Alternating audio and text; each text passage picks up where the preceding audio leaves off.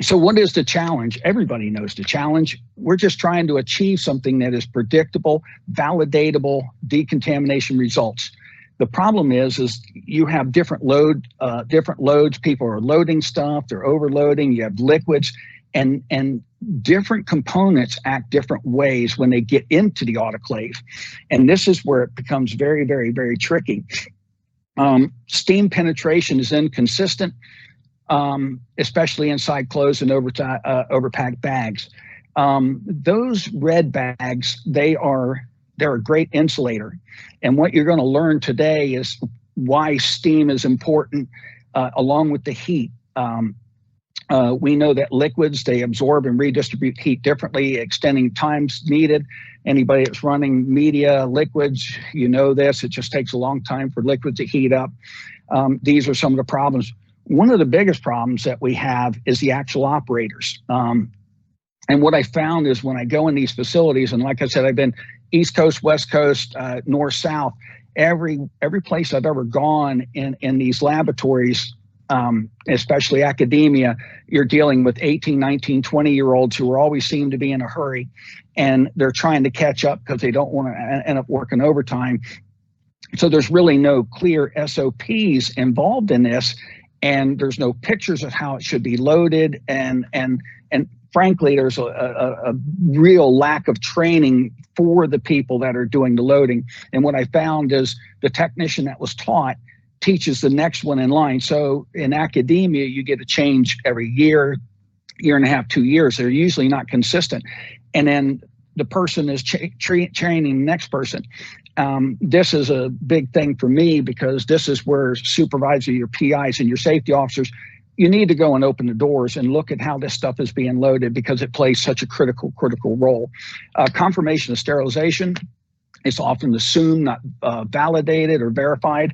The one thing I notice is nobody wants to stick something into a bag that's full of biohazardous waste and then try to fish it out afterwards. And what you're going to see in my testing here coming up, you're going to realize that, it causes a problem if it's not validated because you may get surface, but in other things, you're going to have a problem. Next slide, please. Autoclave. This is the dragon that can't be slayed, the thing that everybody hates in a laboratory. And it makes sense. Laboratory autoclaves, you're dealing with electronics, electricity, water, steam, and they're just a pain in the neck, and everybody knows it. But a lot of people don't help themselves with it. The autoclave is just a very, very conceptually easy piece of equipment. They've become more complicated because the FDA is trying to get it to do something that is very difficult to do. You're trying to overcome those loads. You're trying to overcome the liquids. You're trying to overcome the plastic bags inside your autoclave. But in the end, you're just trying to get everything to at least 121 just to break down the proteins and neuric acids. And that's basically what you're looking to do with the autoclave.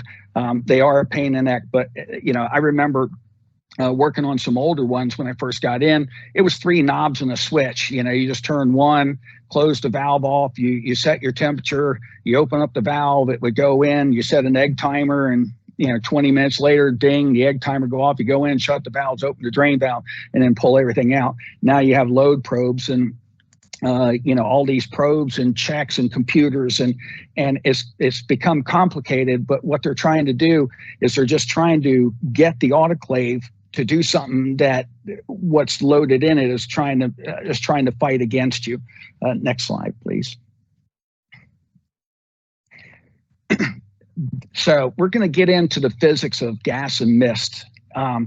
Gas is very, very gas permeates literally everything, and when I'm talking about gas and steam, I'm talking about gas and mist. I'm talking about steam, and I'll explain this because this is very, very critical, and it plays into your cycles, what happens in your cycles and your autoclave, and whether you're going to get sterilization and decontamination or not. Very critical. When steam is at its purest, it is a gas state. You can't see it. And yes, I know that you're going to tell me, Bob, I can see steam. I'll explain this in just a second. But the one thing about gas is it permeates everything. If there's a pinhole, it's going into it. Crevices, nooks, crannies, it goes into it. It penetrates underneath, over top, around things. If you have a mist, the problem is it's subject to gravity. It just floats down, and whatever it gets on, those that do vapping the room, you understand this. They have to have a mist in there, not a mist, but it has to be pure. It has to be pure gas. And in order for it to get in every nook and cranny, you open things up and it gets it. The autoclave is no different. Now, the way I'm going to explain this is steam in its purest form, you can't see it.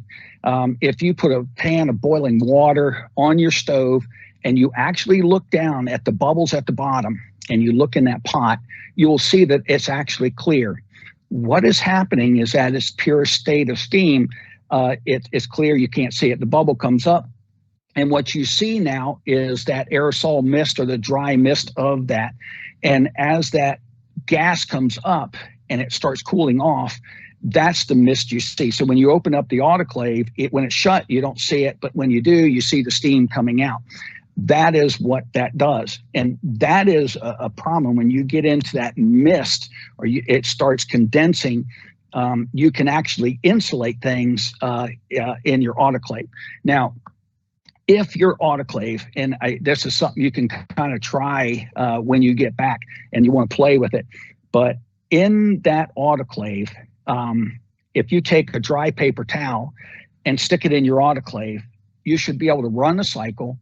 At the end of the cycle, open the door, that piece of cloth should be dry, your paper towel. It should be as dry as it is. If you open it up and it's soggy, you have a problem with your autoclave. That means that you're getting the mist and it's too, we'll call it juicy air, so to speak. And that's really kind of a problem. So it's kind of a neat little trick to see if your autoclave is working correctly or not.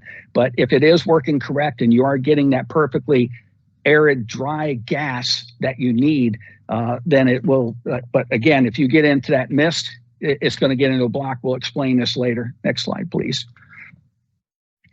Proper steam saturation. Steam saturation is just a fancy way of saying humidity, okay? And when you look here to the left, it is important that your steam saturation or humidity, it plays such a critical role in whether you're getting penetration, how much penetration, and whether you're getting that heat inside. That steam saturation should be between 3 to 7%. And let me explain.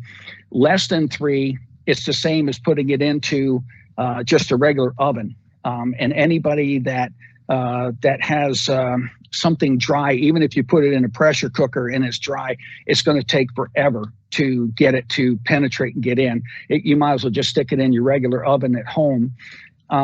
If it's greater than 7%, now we're getting too much humidity, and there's too much. And those in healthcare understand this, because what happens is once you start getting more than 7%, 8, 9, 10%, the humidity will keep, it gets on their packs and it will seal it and keeps the heat from going in and getting the sterilization that they need on all their operating equipment, utensils, and other things.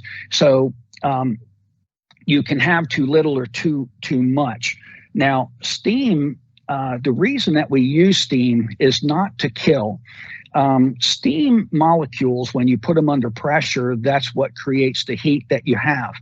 And if you have too much, it will actually hinder getting to that 121 to the 134 that you need in order to do it. The molecule, along with the air, you compress it like anything else. You compress something, it gets hotter. The way that you compress steam, and if you can compress it, it actually gets hotter. It's probably one of the most effective methods of getting the heat that you want. But steam also does something else that's really, really neat. Steam will actually is attracted to things that are cold, especially when it gets into that mist form. It will actually attack anything that's cold, and then it drags that heat in.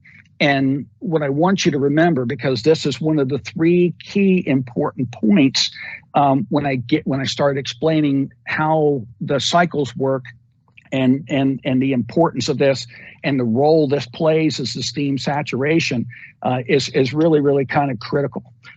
So you've got to get it between that 3 and 7%.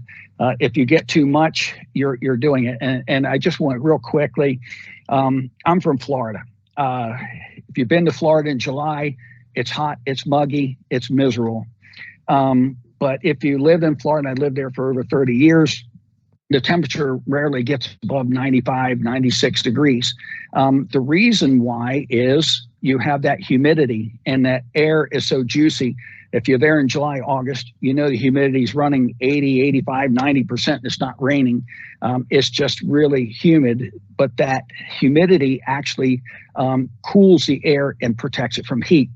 On the other way, when you get to Arizona, where they have low humidity and you get out there in Arizona, temperatures get up to 120, 130, 140 in the summertime, but they have very low humidity. So you can see where too much is really a problem and then too little is, but you need a certain amount of steam or the water molecules that attack, and this is what drives it in.